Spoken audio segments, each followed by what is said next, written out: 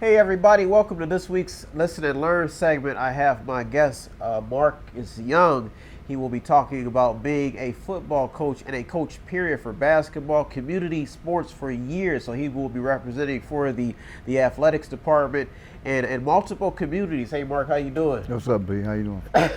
Now tell us a little, this is a moment that you can tell us. Tell us a little bit about yourself, Mark, and how long you've been coaching.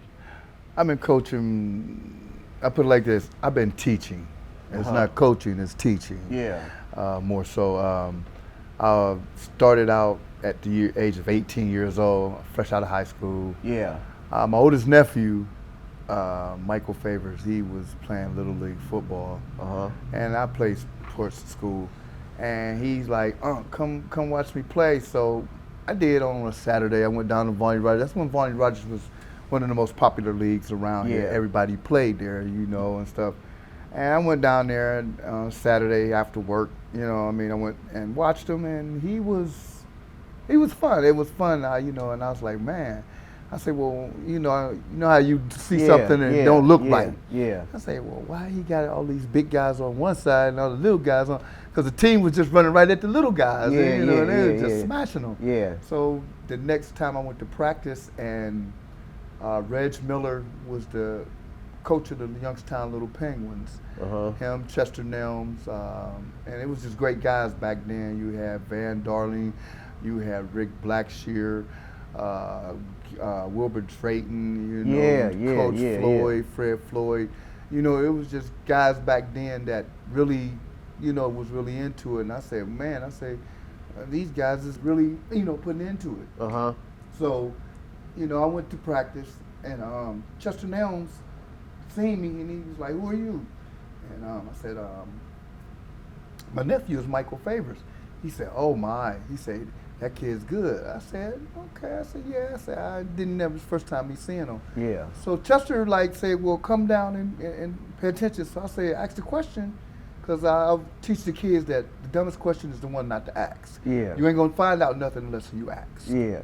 And get an answer. And I said, "Why is all the little kids over here and stuff, and all the big kids over here?" Because they got wiped out that game. They got wiped.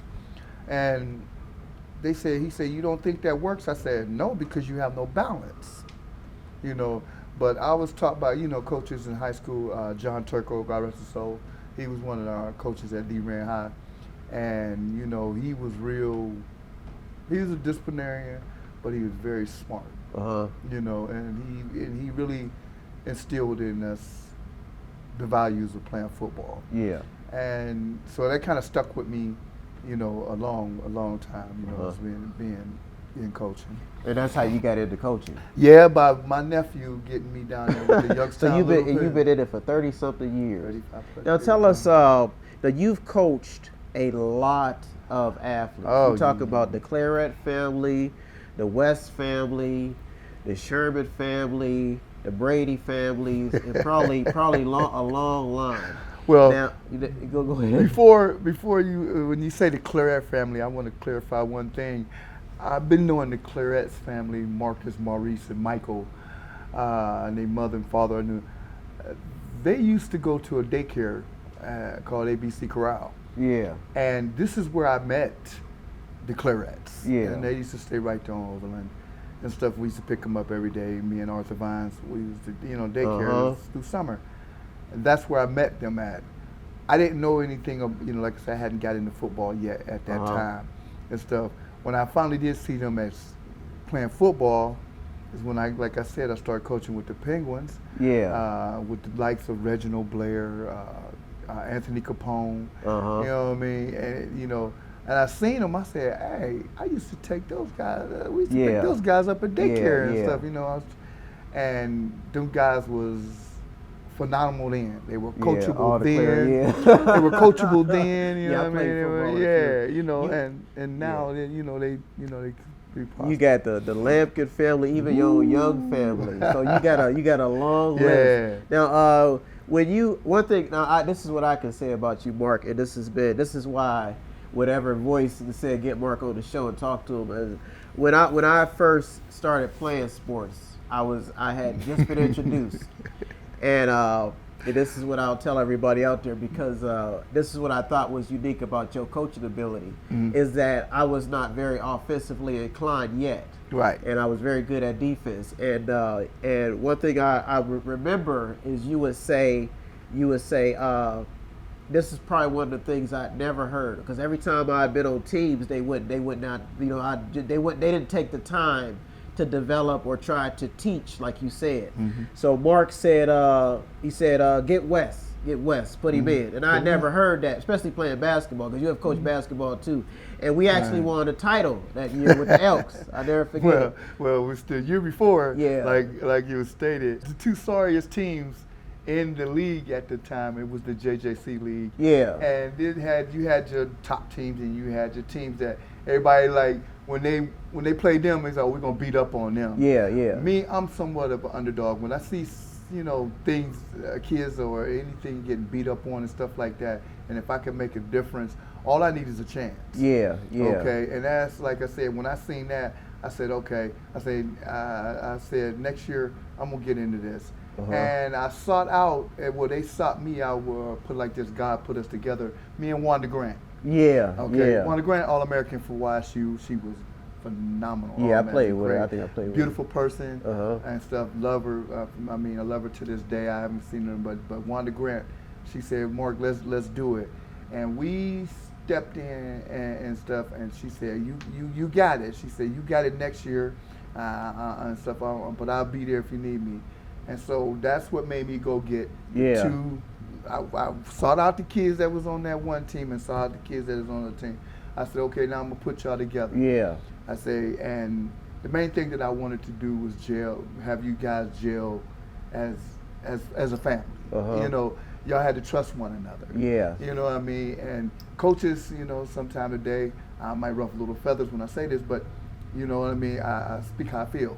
But a lot of coaches today, they got their favorites. Every coach has their favorites. Yeah. And I understand that, but when you're doing athletics and you're doing sports, you know what I mean? That kid that you might slight might be that gem. Yeah, yeah. No, that was the biggest impact I think it ever had for me, being in sports, because I was just introduced to it. And after that, I never forgot Coach Mark, because I played track. I didn't get to play a lot of high school because I had to get a lot of transfers. But I was noticing that throughout my experiences that you get cut off a team and you be working twice as hard as everybody else. But with Mark, it was like, Mark was sitting down primetime athletes. Like, he was getting in primetime athletes. The Lampkin family, they had told me. Yeah. They said Mark sat us down a few times. Yeah. And so your coaching style is a little bit different. Now you have this ability, even in today's, to have a passion for it. What is the main drive to? Is it the kids? Do you still see a need for? What is the main drive that keeps pushing you to keep pushing more athletes out? Well, I put it like this: when in coaching, what happened was it made me really get deeper into it, to take it seriously, because when I first started out, like I said, I was 18 years old, I was fresh out of high school. And I said, okay, well, this is just something to do and stuff. And I went there, and I left when the Penguins and stuff like that folded. Yeah. I left and went to New Bethel Braves, where I met Brian Merle. Yeah. Okay. Oh, yeah. I like Coach Brian, Coach Chris Emile, Coach Gregory Walker Sr., Brian Hobart, Jerry London's, you know what I mean? And one day I was standing up there, and I was like, I kept saying, I'm gonna do this, I'm gonna do that. And Coach Brian stopped me. Yeah. He stopped me. He said, Coach Mark, come here. And I went to him, and he said, Coach Mark, he said, I hear you say I a lot. He said, try saying we. And that stuck with me. Yeah. And then he talked to me more, and he said, Coach Mark, this is just not about coaching football. This is a ministry. Yeah. And when he said that, you know what I mean, I was on the field, I was like, oh, okay. And it stuck with me, and it stuck with me to this day. I still tell my kids that. Yeah. And I tell my coaches that comes in. I tell my parents, I say, this is just not only me coaching football. This is a ministry. This is me showing you, number one, about God. Number one, respect. Number one, discipline and stuff. Those things right there is what was instilled in me. Yeah. So I try to get that back and stuff, and that's why I get into kids' life and stuff. I try to get in their life, socially, mentally, as well as spiritually. Yeah, be a father. And stuff, be a figure and stuff like that. If you need somebody to talk to, call me up. There's an ear to talk. Yeah. And like I said, the guys, like you said, that I sat guys down, and like I said, it was one of those experiences that I thought that I was going to lose this one kid, to the point where now that he's adult and he has great, Claret I had a regimen and everybody knew it. Yeah. If you don't come to practice, you don't play. Yeah. And that's still instilled in me, and you got to at least call me and let me know what's going on. That's just what you call communication and respect. Yeah. He didn't do that. So I told him he had to pick his half. He sat out in. Yeah. And, I thought he was going to, be rebellious to it, but he didn't. He sat there, took his punishment, and I think when he got back in the game, he scored 40. Yeah, but that's what it takes. I'm not going to lie. That's I got what his it takes. attention, That's what it you takes. know what I mean? And that's what some of the kids today need and stuff, and I know I can't be I'm not trying to be everybody's father and stuff like that. I just want to see, things change for the better. I mean, more kids are getting buried today and stuff, and death has no age limit. And they don't discriminate. You're right. Okay? And I've even, like I said, I've been from here to different states. I went to Pennsylvania, and my best friend over there, and he was my friend behind my back as well as in my face. And I love him for this day, and God rest his soul, Michael Thomas. He used to tell me, I used to be like, man, I can't do that. And he used to look at me and say, why not? And I used to, okay. Yeah. What do you mean by that? Why magical. not? That's pretty bad. He was like, why you can't do it? And I used to be like, well, this way. He says, listen, you can do whatever you want to do. All you got to do is have a vision and do it yourself. Yeah. And I went to Pennsylvania. I was there for 13 years.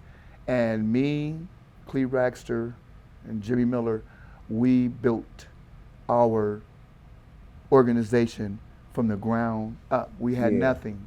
We started from nothing. And our names changed a couple of times and stuff. And, we used to, we went hard. We used to get out here. We used to tag. We used to sell dinners. Yeah. We got our, as they say in slang, we got our stuff from the mud. We grind, you got it from the mud. We started, they said we couldn't do it. I was determined that I was going to do it. So not only did I touch kids' lives here, but I touched kids' life in another state also. Yeah. So as you say, I've touched a lot of kids. Yes, I have. Yeah. My friend Gregory Walker, we call him TLB. He right now is an ordained pastor, and he graced me with his presence a couple weeks ago on our field, and he said something that really brought me back here and stuff, to the point where, because I was getting frustrated and stuff like that because of how things was going and how things, with us coming over here with the team and us being in the league, and it didn't look like kids was going to, be there. Yeah. He said, Mark, he says, you've been doing this for so long. He said, no matter where you go, he said, you got followers. Yeah. And I said, what do you, I'm like, what do you mean by followers? And then he did like that. And as I looked out, it was the kids. He said, no matter where you go, you always gonna have a following. So that kind of like really grounded me back into it. That's good. Grounded me back into it and said, okay, you know what? I'm gonna stick this out. I'm gonna stick with it. You know what I mean? And like I said, today and time, I got guys like you. I got, my family, and stuff that's been there, and stuff. I've coached more of my family, I think, than anything. Yeah. And to see them, still doing good. I love to see my cousin. Don't worry, it's good, and stuff. See them still doing it out here prospering. And they got kids. All I ask for is just to get a chance to coach some of my little cousins. Some of my little cousins I haven't seen since they've been born. Yeah. And I'm a family man. Yeah. I take family to heart. I love my family with all my might. And as being a grandfather, I'm a grandfather. I'm really blessed. Yeah. And stuff, and I thank God that He got me here 50 plus years. Yeah. To continue to do something like that, because the late Johnny Arnold told me and stuff when we was at the Hackstrom house, the first time I ever, we played sports there, he told me and stuff, he says, there's something in you. He said, you're going to be somebody's teacher. Yeah, that's good. That's good. And I remember that, and I guess this is what it was he was talking about. Well, we're going to take a quick break, and we'll be right back with Coach Mark. He's going to go more in personal depth and talking about what he wants to see out of future coaches, community coaches, and out of community programs. And not only that, but what it's like being a family member. We'll be right back. You're in the Mediator with me, Bro West. We'll be right back with Coach Mark. Tune in and don't forget to subscribe to Method 8 Inc. YouTube channel.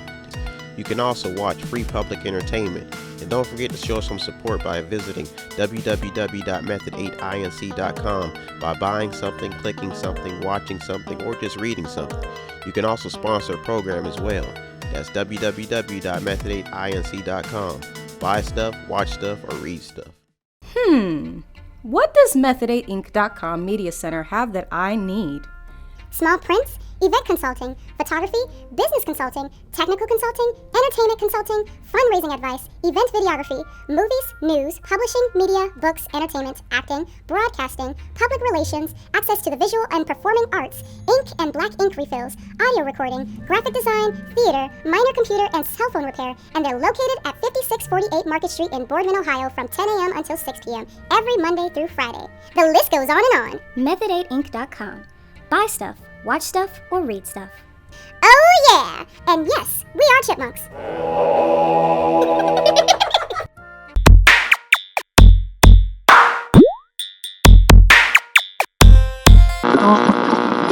Welcome back. I am here with my guest Mark Young, and we are talking about being a football coach, basketball coach, a community activist, just a coach period. And now we're going to get a little bit into the personal segment of it and about some of the stuff that you've had to deal with in your family by being just being an activist and giving your time to kids. It's not only that, but coming from the school of hard knocks. Well, so tell us a little bit about that. Man, I came up rough. I mean, you know, that song said you coming up on the rough side of the mountain. I've been there. Been there and stuff, done that. And like I said, you know, by the grace of God, I you know, the streets didn't beat me up. And my parents didn't allow it. You know what I mean? I had disciplinarian. My mom and my dad they were disciplinarians. You know what I mean, and stuff. And they didn't allow me to do the things that they did. And stuff. I mean, I had uncles that you know, they showed me the way, and they did things. My brothers and stuff like that. My sisters and them, they was rough. And stuff by me being a baby and stuff. You know, they was rough on me too. So they didn't allow me to, like I said, let the streets beat me up. You know, and stuff, because one lady see me stuff, and we went to school together, and she just hit me with it. She said, wow, you know what I mean? She said, you still look the same as you did when you was in high school. And, you know, don't get me wrong, I'm not sitting here saying that I'm an angel or you know, I was perfect, because I wasn't. You know what I mean? I've had my share of troubles. Okay, and I've got my character defects as well as everybody in this world. But it's not what you do then, it's what you do afterwards. You know what I mean? And I think July 9th, 1999, the day that I gave my life to Christ at New Bethel Baptist Church, where the pastor, Reverend Kenny Simon, is really kind of like really what turned me around. You know what I mean? Kind of got me more grounded, spiritually. Right, spiritually. And I really didn't know at the time what really being spiritual was really about. And like I said, once Brian Murrow and stuff said that, try saying we, and this is not about I, this is a ministry, that made me, you know, really say, okay, let's try this way for a minute. And I really didn't envision myself trying to be a community, you know, being a community actor. I was kind of somewhat, you know, trying to be in the shadows and stuff. But the more I tried to be in the shadows and stuff of like this, once I got into the coaching and ministry of New Bethel Baptist Church, like the light just started shining on me. And I think what happened was when like I said, I was here for 30. I was here, and then I left in 2007. Once my sister was murdered, tragically murdered, I found myself resorting back to I don't care attitude. Hard knock. Yeah, and that street life will do that to you. I was getting ready to. I think I was getting ready to get in trouble, and my aunt Inez Neely, God rest her soul, and stuff. That was my other mother, my mother's sister, but that was my other mother, as family. I never forget it. She called me, and stuff, and she called me to the house. She says, "I need to talk to you," and I said, "Okay." She says, "I heard what happened." And I said, "What are you talking about, Auntie?" She says, "You was at Save-A-Lot, baby." I said, "Yeah." Oh, yeah. I said, "Yeah, I was at Save-A-Lot." She said, "And you seen the girl that murdered your sister?" I said, "Yeah, I did." She said, "Mm-hmm." She said, and they told me that you got quiet, eyes got red, and everything." She says, "And I'm here to tell you right now." She says, "I want you to hear me and hear me well. Get your family, pack your family up, and get out of here." Yeah, yeah. And I said, "What?" She says, "No, hear me."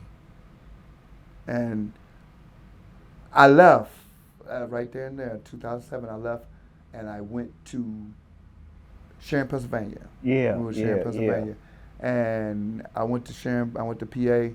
And the main thing that really did it for me over there was, once I got over there, I mean, here I am in a state that I never knew nobody, but I stepped out on faith on that. Yeah, yeah. Over there. Yeah. And that's where the basketball career really took off at over there. I mean, it was over here, but I took what I knew from over here, over there, my experiences over there, where I had to like kind of curb a lot of my teachings, a lot of my mentality, because it was a different culture, it was a different area, and I had to really get adjusted to, Commonwealth State of Pennsylvania and stuff, and it didn't take long. I mean, like my best friend Mike Thomas told me, he says, "You can do whatever you want to do," and I had a whole lot of people that didn't like me and stuff like that. And over the years of me being there, I mean, people didn't like me because I was me. I'm outspoken. Yeah. I'm outspoken. Different cloth. Yeah, I was outspoken. Uh-huh. I didn't bite my tongue. Never did. Never have. Never will. Yeah. And stuff. And it was at the point where at one time I didn't care what I said to you. Yeah. I didn't care how I said it to you. Yeah. Because that was me. Uh-huh. But in the long run, I had to like humble myself to the point where and realize that people got feelings. Yeah. People got opinions. Uh-huh. And even though you might not like it, but you can respect it. Yeah. And stuff. So that helped me as far as, I had my sons and stuff like that. They were over there and they were in sports. Yeah. And I put it like this. That was one of the greatest feelings that I had over there when I had my sons. My son Josh, my son Jamar. Yeah. They were over there and they were playing, and to see them two together and embrace, and playing with one another and stuff like that, it kept me going. Yeah. It kept me going with it because I was going to get over there and wasn't going to say nothing.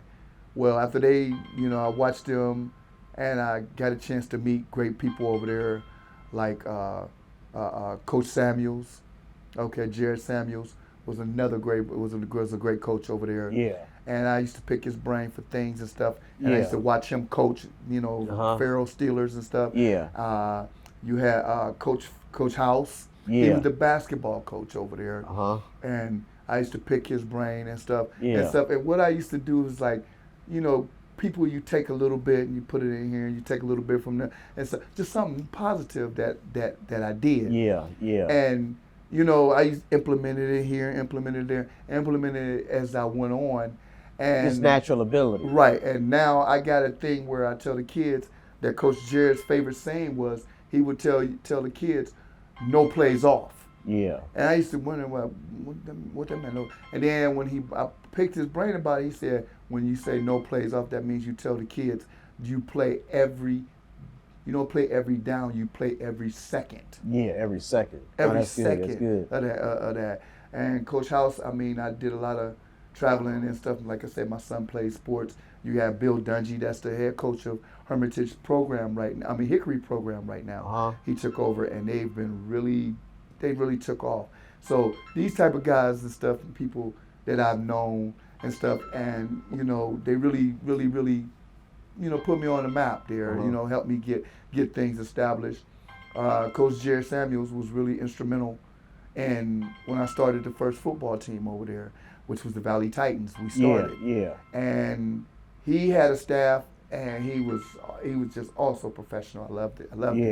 And stuff. And he invited all of the Little League programs that was there in Farrell to come to a coaching seminar. And this is where I really got something said, take what he got, take your program, take what he got from his program, take from this program, and just, you can implement it in there. And I did that. Now question, they have in today's culture where there's a lot of politics in sports, and a lot of people don't see the importance of getting some people, that's not all of them, but one thing I can say about inner city kids, you have kids who come from broken homes, kids who may not have their falling around, but there's a lot of that happening. So you still see, and this is like the biggest question of all, is that as a coach, you still see a need and a reason why sports needs to be implemented. So tell us why.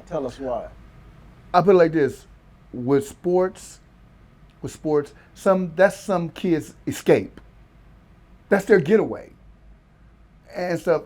Regardless sometimes things can happen at home where a kid might not talk to mom. Or dad. He'll talk to his coach. Yeah. And that'll kind of break that ice. And stuff. And if a coach is real and keeps it 1,000, one thing he'll do is like, okay, this is what, go home and sit down and talk to your parent. Or do you want me to come with you and just sit down and stuff? It's called communication and stuff. And today's culture, and I look at it and it hurt my heart and stuff once I came back here in 2019. And to see, this is coming home. I came back home quite often, but now that I'm back home and moved back here, watching our youth today, from the guys that's ages, I want to say 21 down. 21 years of age down. I look at them and I say, okay, what is going on? What is going on to make that happen? Or what is going on for him to act like this? Because sometimes I can sit up and I can just listen to some kids and listen to how they talk, and I'd be like, I identify the problem real quick. Why? Because been there, done that. That's all I know. Been there and done that. When you've been there and done that, you can see stuff before it even happens. Sometimes before it even happens. And the hurting thing is to watch some of our kids get buried. That's big. You know what I mean? That kind of really touched my heart. You know what I mean? And it kind of hurt because, what can you do to prevent that? What can we do to prevent that as, the older one, the elder one? Because, even though everybody say, well, these kids is out of control, yes, they are. But if you can reach, I'll put it like this, in my sight, if I can reach at least 2 or 3, I consider that a victory. You're not going to touch everybody, you're not going to save everybody and stuff like that. But the ones that you do save will come back in the long run and tell you thank you. And that's what sports does. And that's what sports does. Sports help, and stuff. And, I want to see, our community, crime is crazy. You talk about the crime has been running rapid in a lot of running rapid. And I'll share this with you because when I was up in Akron and I was working with some of their sports coaches, they were saying the exact. This was adult leagues. So you see as a coach it happened in the little league as well. Right. Crime. We have.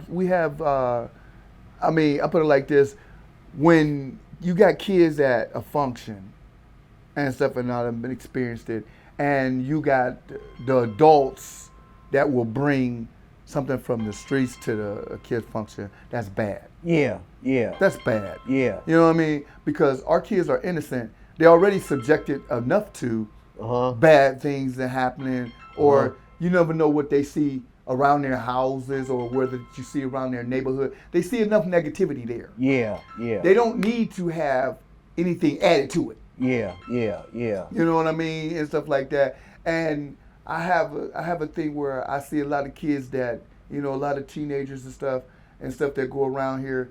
And I even ask them, why you act like that, or why you say that, or what I mean, just to strike up a conversation, just to see where their head is. Yeah. And some of the responses that I get is hilarious. Hilarious, just like that. Yeah. Outstanding. You know what I mean? And I'll be like, well, do you, I say, well, do your parents know you act like that? Oh, I don't do that in front of my parents. Well, why would you do it in the streets? So what do you think is causing this, Mark? And then we'll close out the segment. What do you think is causing this new wave of just spontaneous actions, wildness? I had seen it when on some of the fields where they'd even be getting into it with the coaches. I mean, so what do you think? This is, and I'm gonna keep it completely 1,000. Lack of respect for themselves. And if you don't have it instilled in you at home, how do you expect to have it instilled in you in the streets? Amazing. We're going to close this segment out, and I usually have one last question, and then that is there anything else that you like to tell people, like if they have their kids, they want to put them on a team, and even on that about your upcoming season, how people get in touch I'll put it with like this. I would want to let everybody know, if you 6 to 12 years old, okay, and you have nothing to do and stuff, and even though I'm not here to try to take anybody's team, kids from their team, but from 6 to 8 at the Salvation Army, 1501 Glenwood Avenue, behind the Salvation Army and stuff, the Little Thundercats football organization, as you see here. I'm the owner, one of the owners and stuff of the organization. My other owner, Jimmy Miller, Cleve Raxter. We are there Monday through Friday. I have Bishop George Heflin Jr., he's there. And so we have great people that's around you. If you want to come out and stuff, if you know anybody that's kids and stuff, and that's another thing, stop playing these video games, get out and do something constructive, because that's what we do. Get some exercise. I don't care if you just come down there and sit. You're more than welcome. We take your kids. And if you got donations, whatever, we taking donations. If you need be, my number is 234-313-1075. You have a social media account? No, we have Coach Heflin just put us up on Facebook. Okay, great. And stuff like that. If not, all they have to do, if they need, call you and stuff. Call me. I'll get it to you. I got it, Marco. Give them my number. And like I said, bring them down there. All you gotta do is bring you a copy of your birth certificate and stuff like that, because today and time we're dealing with a lot of family with low income family, and people dealing with this COVID, and stuff like that, and a lot of people done lost jobs. So I'm not here to try to rape your pockets. I'm here to try to help you raise your kid and stuff, and so you can stay alive a little while. And you're hearing about it from somebody who's been in it for a while. So now, are there any last thing you like, especially the future generation of coaches out there? Was there anything you'd like to say? Hey, good luck to everybody that's in your season. I want to say that. And like I said, you're going to have ups and you're going to have downs. And my best friend, Michael Thomas, like I said, he was my friend behind my back as well as in my face. He used to tell me, he said, Mark, haters got a job to do. I said, what's that? He said, let them do it. Make you stronger, I guess. So that is still with me. And just a quote that, Bishop T.D. Jakes said one time. I was listening to a segment, and he said this: how can you hate me if you don't know me? A lot of athletes, a lot of coaches, a lot of people who've been on the battlefield a long time, even in the military. I don't know if they call it hate. I think they just call it, I don't know what they call the military, but you can lose your life over something like that. Right. I'm serious. But it's true. But Mark, I want to thank you for doing this segment. Thanks for having me on the show. I think the main goal is mainly to get people to understand that there's still a need for people like yourself and people who are athletes, good athletes. So we achieved that. And like I said, I want to thank everybody for tuning in. And Mark gave his contact information. If you guys want, when do you guys season start? The 20th. Where The you, 20th. We don't know exactly so where still, we're not exactly where. We're like I said, we're running independent this year and stuff like that, which is good. Yeah. And stuff. So I'm looking forward, and I'm praying, and I've been praying. I put it in God's hands. But, that, yeah. You know what I mean? You know, we had some struggles and stuff as far as the league go this year, but I'd say God is going to work that out. I think and I think the last question that people want to know is, especially this. I gotta make time for this one. What do you want to see improve in this community? In this community, we've had Vonnie Rogers, Mahoney County. Okay, I would like to see the community leaders, you know, and stuff. I grew up with the mayor. I know the chief. We went to church, matter of fact, in New Bethel together. Yeah, I coached the chief's son. All politics aside, Democrat, all Republican, politics aside. All I want to see is a lot more parents rally around these young men and women and stuff like that to say it's a better way. You don't have to go this route and stuff. If we had the community that when we were coming up, it took they said take a village to raise a child. When we were growing up, if you messed up in the streets, you got it, and then you got it when you got home because they didn't play that. We need to go back to that because guess what? It saved lives. Yeah, saved lives. Thanks a lot, Mark, for doing this interview. No I want to thank Mark Young for coming on the show. Thank you so much for tuning in. Have a good week. If you want to show some support here at Method 8, it does not take much. All you have to do is visit the store, 5648 Market Street, Bourbon, Ohio. Either buy something, click on something, watch something, read something, or the sponsor program, or you can visit the website. Have a good week, everybody. Thank you for tuning to the Mediator with me, Brian West. Thanks, Mark, for coming on the show. No problem. Thanks for having me. Peace. Deuces. Peace.